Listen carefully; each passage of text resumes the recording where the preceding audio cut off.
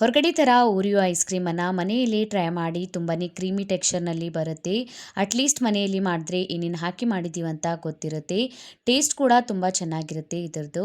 Hi ನಮಸ್ಕಾರ ಎಲ್ಲರಿಗೂ, welcome to my ಚಾನಲನ್ನು ಹೊಸದಾಗಿ ನೋಡ್ತಾ ಇದ್ದರೆ ಚಾನಲನ್ನು ಸಬ್ಸ್ಕ್ರೈಬ್ ಮಾಡ್ಕೊಳ್ಳಿ, ಬೆಲ್ಲೈಕನ್ನು ಪ್ರೆಸ್ ಮಾಡ್ಕೊಳ್ಳಿ. ಮಾಡೋದಕ್ಕೆ ನಾನಿಲ್ಲಿ ಓರಿಯೋ ಐಸ್ ಕ್ರೀಮನ್ನು ತೊಗೊಂಡಿದ್ದೀನಿ.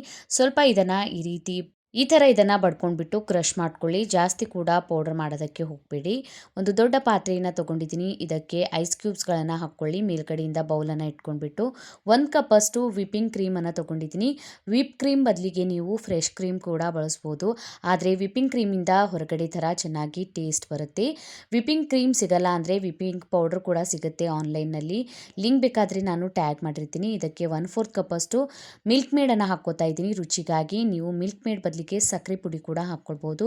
ಈ ಥರ ಮಿಕ್ಸ್ ಮಾಡೋದು ನಿಮ್ಮ ಹತ್ರ ಇದ್ದರೆ ಇದರಿಂದ ಮಿಕ್ಸ್ ಮಾಡ್ಕೊಳ್ಳಿ. ಆದರೆ ಜಾಸ್ತಿ ಟೈಮ್ ಹಿಡಿಯುತ್ತೆ.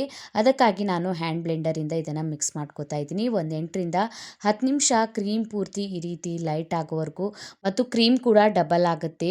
ಈಗ ಇದನ್ನು ಈ ರೀತಿ 8ರಿಂದ 10 ನಿಮಿಷ ನಾನು ವಿಪ್ ಮಾಡ್ಕೊಂಡಿದ್ದೀನಿ. ವಿಪ್ ಮಾಡ್ಕೊಂಡ್ಬಿಟ್ಟು ಇದಕ್ಕೆ ಈಗ ನಾವು ಕ್ರಷ್ ಮಾಡ್ಕೊಂಡಿರುವಂತಹ ಓರಿಯೋ ಬಿಸ್ಕಿಟ್ಗಳನ್ನು ಹಾಕ್ಕೊಳ್ಬೋದು. ನೀವು ಚಾಕ್ಲೇಟ್ ಫ್ಲೇವರ್ನಲ್ಲಿ ಕೂಡ ಸೇಮ್ ಪ್ರೊಸೆಸ್ನಿಂದ ಮಾಡ್ಕೊಳ್ಳಿ. ಕೋಕೋ ಪೌಡ್ರನ್ನು ಬಳಸ್ಕೊಳ್ಳಿ ಅಂದರೆ ಚಾಕ್ಲೇಟ್ ಫ್ಲೇವರ್ನಲ್ಲಿ ರೆಡಿ ಆಗುತ್ತೆ.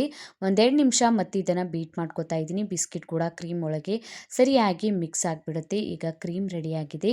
ಇದನ್ನು ಈಗ ಸೆಟ್ ಮಾಡ್ಕೊತೀನಿ. ಸೆಟ್ ಮಾಡ್ಕೊಳ್ಳೋದಕ್ಕೆ ಈ ಥರ ಯಾವುದಾದ್ರೂ ಒಂದು ನೀವು ಬಾಕ್ಸನ್ನು ತೊಗೊಳ್ಬೋದು.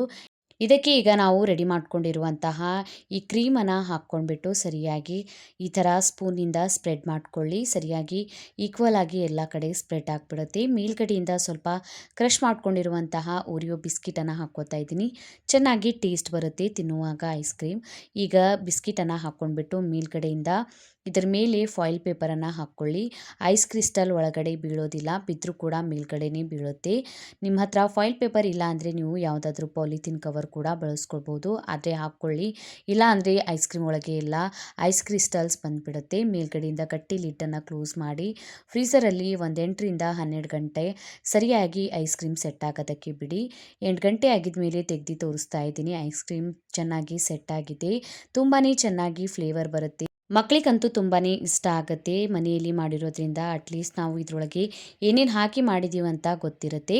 ಈಗ ಈ ಥರ ಯಾವುದಾದ್ರೂ ಸ್ಕೂಪರ್ ಅಥವಾ ಸ್ಪೂನಿಂದ ಐಸ್ ಕ್ರೀಮನ್ನು ತೆಕ್ಕೊಳ್ಳಿ. ನೋಡಿ ಎಷ್ಟು ಸರಿಯಾಗಿ ಬರ್ತಾ ಇದೆ ಅಂತ. ತುಂಬಾ ಕ್ರೀಮಿ ಟೆಕ್ಸ್ಚರ್ನಲ್ಲಿ ಬರುತ್ತೆ. ಸ್ವಲ್ಪ ಕೂಡ ಐಸ್ ಕ್ರಿಸ್ಟಲ್ ಬಂದಿಲ್ಲ. ಈ ವಿಧಾನದಲ್ಲಿ ಮನೆಯಲ್ಲೇ ಐಸ್ ಕ್ರೀಮನ್ನು ಟ್ರೈ ಮಾಡಿ ನೋಡಿ. ನನ್ನ ಚಾನಲಲ್ಲಿ ಬಹಳಷ್ಟು ಐಸ್ ಕ್ರೀಮ್ ವಿಡಿಯೋಗಳನ್ನು ಅಪ್ಲೋಡ್ ಮಾಡಿದ್ದೀನಿ. ಡಿಸ್ಕ್ರಿಪ್ಷನ್ ಬಾಕ್ಸ್ನಲ್ಲಿ ಲಿಂಕನ್ನು ಕೊಟ್ಟಿರ್ತೀನಿ, ನೀವು ಹೋಗಿ ಚೆಕ್ ಮಾಡ್ಬೋದು. ವಿಡಿಯೋ ಇಷ್ಟ ಆಗಿದ್ದರೆ ಲೈಕ್ ಮಾಡಿ, ಶೇರ್ ಮಾಡಿ. ಇದೇ ರೀತಿಯ ವಿಡಿಯೋಸನ್ನು ನೋಡೋದಕ್ಕೆ ಚಾನಲನ್ನು ಸಬ್ಸ್ಕ್ರೈಬ್ ಮಾಡ್ಕೊಳ್ಳಿ.